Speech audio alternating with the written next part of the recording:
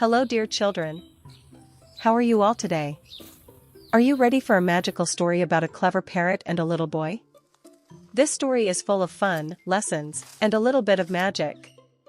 So sit back, relax, and let's begin. Dear childrens. At the edge of a small village stood an old mango tree. On its branches sat a beautiful parrot with green and red feathers.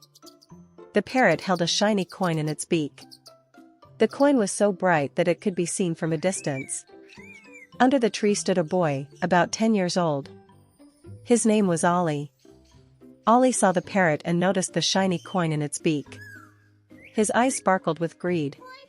He thought, if I can get that coin, I can have so much fun.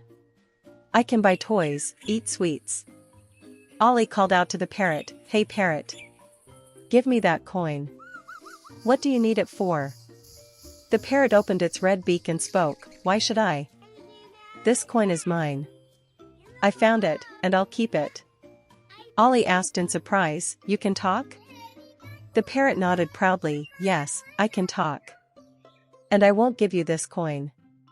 Ollie tried to catch the parrot, but it flew to another branch.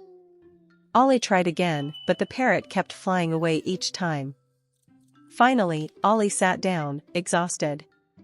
The parrot looked at Ollie and said, "See, greed is not a good thing.